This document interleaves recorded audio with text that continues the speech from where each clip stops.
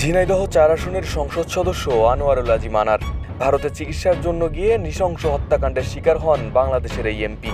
তার এই হত্যাকাণ্ডকে ঘিরে সামনে আসছে একের পর এক চাঞ্চল্যকর তথ্য। এবার সামনে এলো হত্যাকাণ্ডের গা শিউরে ওঠা তথ্য, যা যে কোনো ক্রাইম থ্রিলার সিনেমাকেও হার মানাবে। 11ই মে চিকিৎসার জন্য গেদে বর্ডার হয়ে এভাবেই ভ্যানে চড়ে ভারতের পশ্চিমবঙ্গে প্রবেশ করেন এমপি আনার। কলকাতায় পৌঁছে কোনো হোটেলে না উঠে বন্ধু গোপাল বিশ্বাসের বাড়িতে ওঠেন তিনি। তবে এর অনেক আগেই হত্যাকারীরা আনারকে হত্যার ছক এঁকেছিল। আর এই হত্যাকাণ্ডের মূল হোতা বাংলাদেশি আমেরিকান প্রবাসী আখতারুজ্জামান শাহিন। সংসদ সদস্য আনারকে হত্যা করতে কলকাতায় আগে থেকে ফ্ল্যাট ভাড়া করে রেখেছিলেন শাহিন। বন্ধু গোপাল বিশ্বাসের বাড়ি থেকে সেই ফ্ল্যাটেই পৌঁছান এমপি আনার। জানা যায় গত 30 এপ্রিল শাহিন কিলার আমানুল্লাহকে নিয়ে কলকাতায় যান। শাহিনের ভাড়া নেওয়া ওই ফ্ল্যাটে বসেই আনারকে হত্যার ছক তৈরি করা হয়। এরপর সেখান থেকে 10 মে দেশে ফেরেন শাহিন।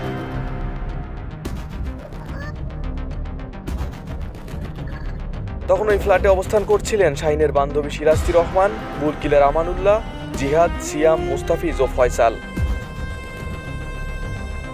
এদিকে 13ই মে রাতে হত্যা মিশন বাস্তবায়ন করে আমানুল্লাহ, সিরাজতি ও ফয়সাল দেশে ফেরেন। তাদের আটকের পর হত্যা রহস্য উদ্ঘাটন হয়।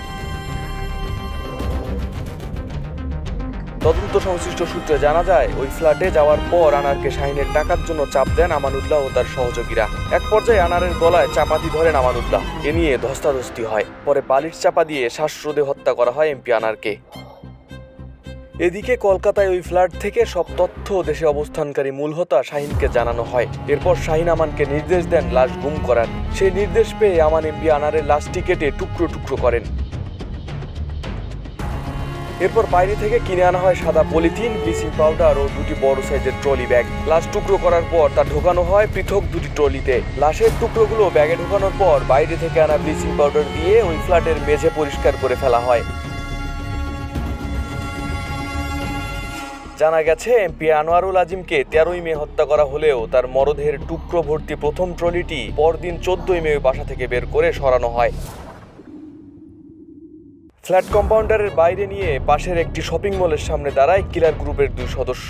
এরপর কিলার গ্রুপের সদস্য সিয়ামকে ট্রলি তুলে দেওয়া হয়। সিয়াম একটি গাড়িতে উঠে কিছু দূর যাওয়ার পর সেটি নিয়ে নেমে যান। এরপর এই ব্যাগ কোথায় নিয়ে গেছেন তা আর জানাতে পারেননি আমানুল্লাহ। অন্য ট্রলি ব্যাগটি মুস্তাফিজ, ফয়সাল সহ অন্যরা সরিয়ে ফেলেন। ডিবি সূত্রে জানা গেছে, আমানুল্লাহর নেতৃত্বে কিলার গ্রুপের সদস্য মুস্তাফিজ, ফয়সাল, জিহাদ ও সিয়াম হত্যা মিশনে অংশ নেন। আমানুল্লাহ ও সিরাজতি ঢাকায় ফেরার পর 17ই মে মুস্তাফিজুর ও পরের দিন দেশে ফেরেন ফয়সাল। সিয়াম ও জিহাদ অবৈধ পথে বাংলাদেশ থেকে ভারতে গিয়েছিল, যদিও তাদের অবস্থান এখনো শনাক্ত করতে পারেনি পুলিশ।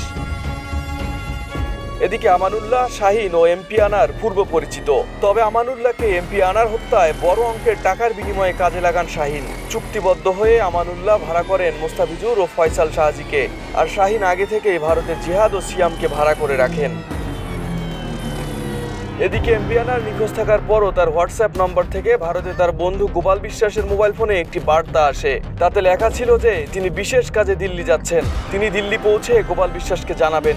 তারপর গোপাল বিশ্বাসের মোবাইল ফোনে আরেকটি বার্তা আসে। বার্তায় জানানো হয় তার সঙ্গে ভিআইপিরা রয়েছেন, ফোন করার দরকার নেই। ঠিক একই রকম বার্তা এমপি আনারের পরিবার ও ব্যক্তিগত সহকারী রৌফের মোবাইল ফোনে পাঠানো হয়। 16ই মে আনারের ফোন থেকে তার ব্যক্তিগত সহকারীর ফোনে ফোন করা হয়, কিন্তু ব্যক্তিগত সহকারী তার ফোনটি রিসিভ করতে পারেননি। পরে মোবাইলে যোগাযোগ করার চেষ্টা করেও সফল হননি পরিবারের কেউ। ধারণা করা হচ্ছে, এমপিকে খুন করার পর ঘটনা ভিন্ন খাতে নেওয়ার জন্যই খুনিরা এসব বার্তা ও ফোন করেছিল।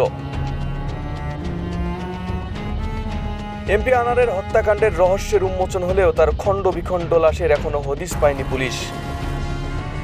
তবে প্রশ্ন থেকেই যায়, চিকিৎসার কথা বলে ভারতে গিয়ে কি করছিলেন এমপি আনার? শাহিনের সাথেই বা ভারতে কিসের কাজ ছিল এমপি আনোয়ারুল আজিম আনারের? নির্মম এই হত্যাকাণ্ডের সঠিক তথ্য খুঁজে বের করতে ইতিমধ্যেই কাজ করছে ঢাকা ও কলকাতার পুলিশ। তদন্ত শেষ হলেই হয়তো প্রকৃত তথ্য সামনে আসবে। আরিফ হাসান, ঢাকা প্রকাশ।